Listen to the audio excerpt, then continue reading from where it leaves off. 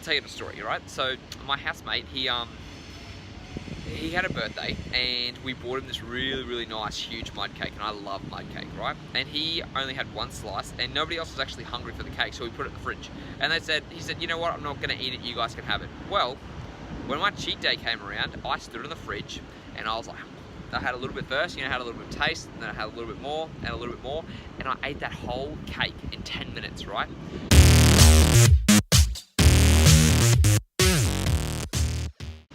Yo, what's going on, guys? It is your health and fitness coach, Tyson here, back with another video, and today I want to talk to you about treat meals, cheat days, all that BS that I get asked about all the time, because at the end of the day, I honestly believe that you don't need it, and I want to talk to you about it, why. So, I got recently asked a question about, Tyson, when it comes to cheat days, what do you think? How often should I have one? Should I have one? What should be made up of it? And at the end of the day, treat days are absolutely bullshit. And you know why?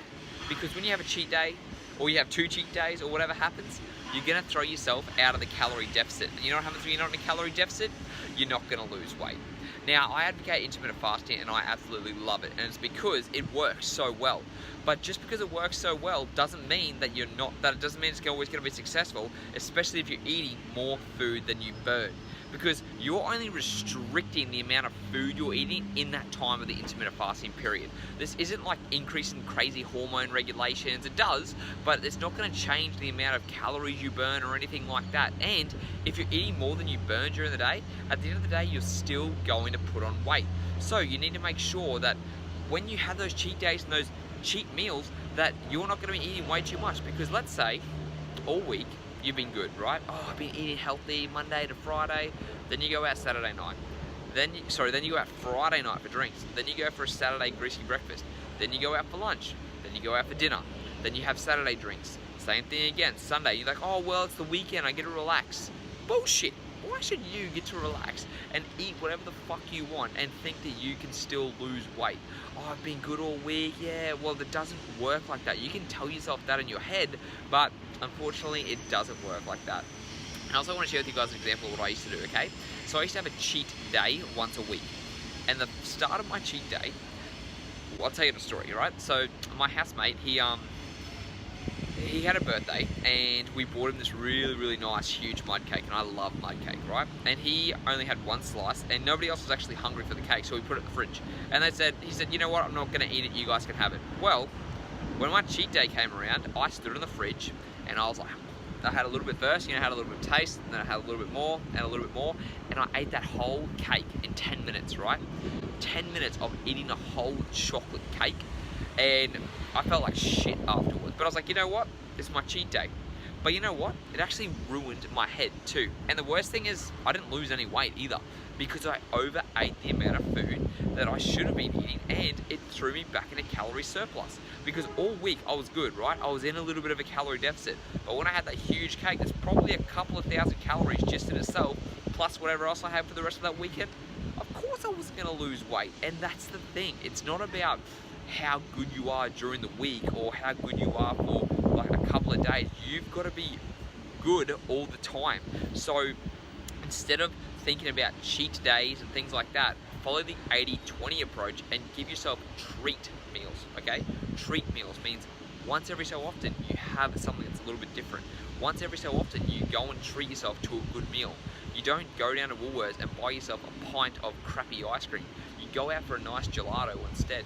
You be fussy about what you're going to eat and you treat your body. Like, yeah, sure, you're gonna have crappy food, but how much better is it when you have a nice tasting gelato as opposed to going to shove yourself down with something from Woolworths that tastes like shit anyways half the time and doesn't even taste as good as like a Messina gelato or anything like that.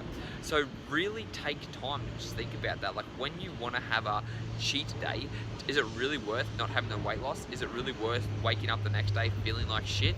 Is it really worth wasting week after week after week not making any progress because you're like, what's going on? I'm eating healthy for the majority of the time, but it doesn't matter whether you're eating healthy or not. If you're throwing yourself out of a calorie deficit, which means you're eating more than you burn, and it's not just in one day, it's during the week too, right? That's what I'm talking about, because most people, when they have a cheat day, you go crazy on a Saturday and then you think about, well, I'm gonna do it Sunday too. So it's usually not a day. It's usually most people go way overboard too. So even though intermittent fasting, I love it and I advocate it, it's not a magic weight loss tool. Like I said, you've still got to be able to follow the rules of thermodynamics, which is if you burn more than you consume, you will lose weight. If you consume more than you burn, you will not lose weight, right? So don't ever think about as, oh, I'm gonna go and have a cheat day, because it's going to ruin your progress. I promise you that. If you want to be able to get the success you want, if you want to be able to get the body you want, you have to go without certain foods you love for a small period of time. Actually, let me rephrase that. You have to reduce the amount of certain foods you love. So if you love drinking beer, you can still lose weight. If you love eating chocolate and ice cream, you can still do that. But it's about following that 80-20 approach, okay? 80% of your food comes from whole, nutritious food, right? Vegetables, lean meats, good source of carbohydrates. 20%, go and have some cake. Go and drink some beer. Go and do the things you enjoy doing, but make sure it's that 20%. It's not 20% times 20% times 20%, because it's gonna throw you out of that. It's not going nuts. It's having 1 or 2 treat meals a week.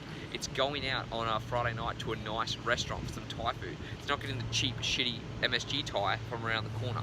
It's going to enjoy, like I said, a nice gelato from Messina or from Cow and Moon, or wherever you are, instead of going, I'm gonna go and buy a whole pint of, I don't know, what's that, Peter's ice cream. I'm gonna buy a litre of that and just go nuts, because it doesn't taste as good, full of shit, gonna make you feel bad the next day, and then you're gonna look down in your stomach on a Monday morning and go, why the fuck have I still got this flab sitting around my stomach?